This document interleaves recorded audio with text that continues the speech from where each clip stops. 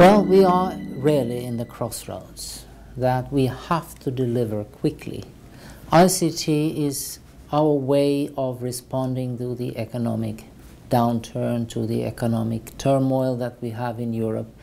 We have the ability of creating growth, creating jobs, and addressing the key policy concerns that we are facing today in Europe, whether they relate to aging population or to the climate change. ICT will be able to deliver. We are a growth industry and we are an enabling industry.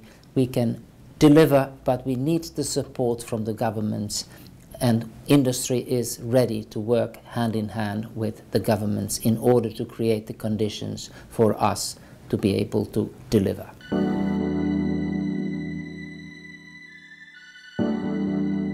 The key thing in the whole exercise is really to make the digital single market a reality. And that is not a simple task, because we need a continuity from one presidency to another.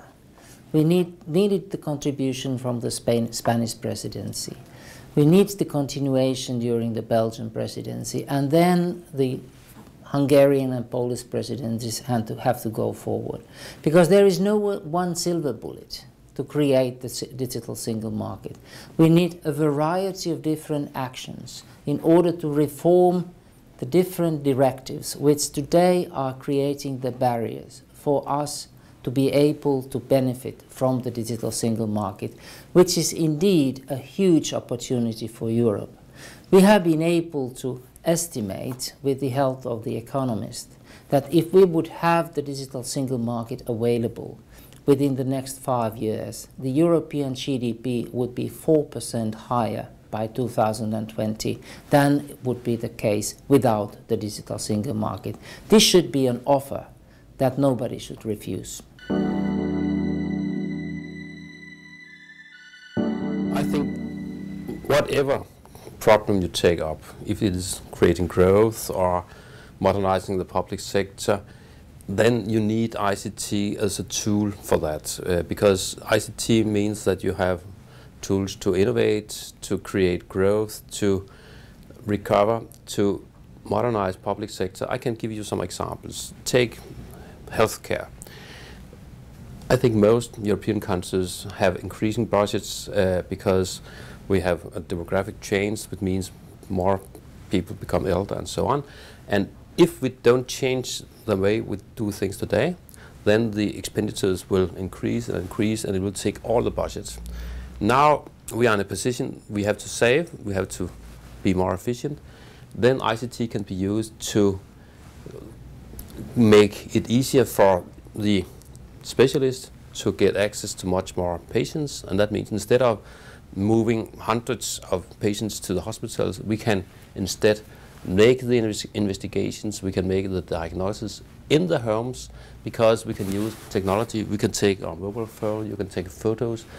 If the nurse or physicians which are in primary care can have direct contact with a specialist in the specialized hospitals, then they can at once, when they are at the patients, get the answers, and that means that it is much cheaper, it's much easier for the patients, and you'll save a lot of money because you don't have to transport people. So it's quicker, it's more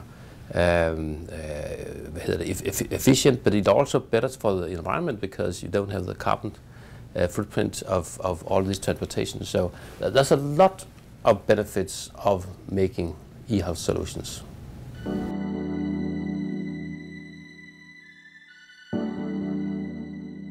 Well, this Vision 2020 document is a crucial document or crucial support in making governments become aware of the importance of how ICT enables the whole transformation of economy into a more competitive, more developed economy. So for us, as being an Hungarian ICT association, trying to encourage our own government to take up to increase the take-up of ICT. This provides a perfect support for our own national or local initiatives.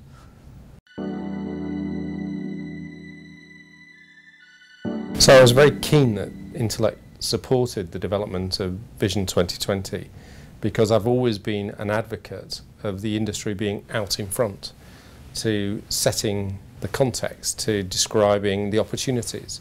So I was a big fan of us being involved in the development of that, and it was great to see that the Commission's digital agenda echoed so many of the points in Vision 2020. And what I think is particularly good about it, and I've really noticed that in the discussion today, is that the digital agenda is now a sort of horizontal thread. It's an enabling technology that there seems to be growing understanding that empowers and enables lots of the other goals that we have in Europe. And I'd like to think that in the UK we do think like that, actually. You know, we do see that technology it's an enabler. It's the sort of power tools, as I said, for the modern economy, or indeed for modern public services. So I think it's a great step, and it's great that the industry is on the front foot, putting the case, and it's really well argued and well evidenced. So it's indeed true that the importance of Europe on the World Forum decreases. And that the Asian markets really grow and getting more and more important. Not only Asia, also South America, etc., etc. So I think indeed that the digital industry, i.e., ourselves, can play a role in trying to reverse that trend by two things.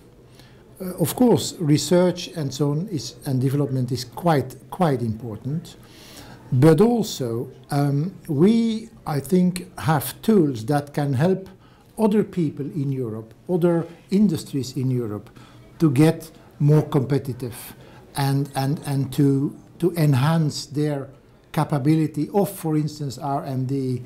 And that is, I think, one of the major roles we can play, our industry can play in trying to get Europe a bit more to the fore again.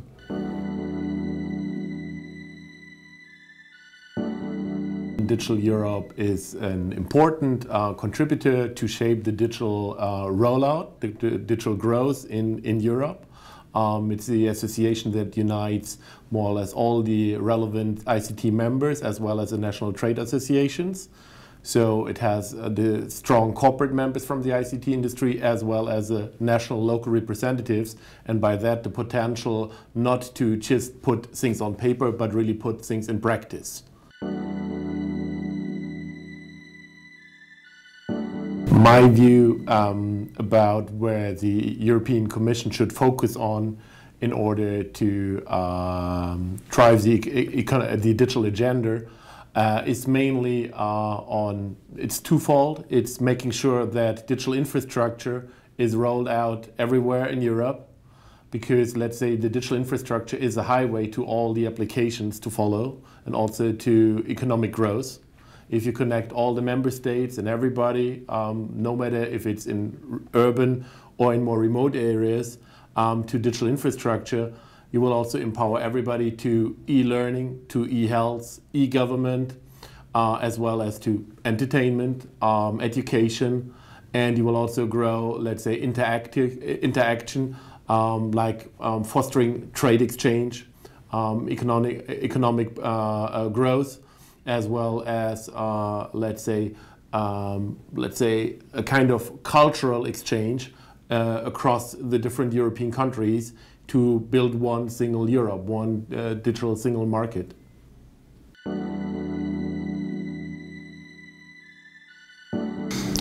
I think that Europe will be in new position on ICT first. Second, I think that will be more oriented to the innovation, research and development. And most of ICT development will be oriented to such sectors like energy, industry, water, and healthcare.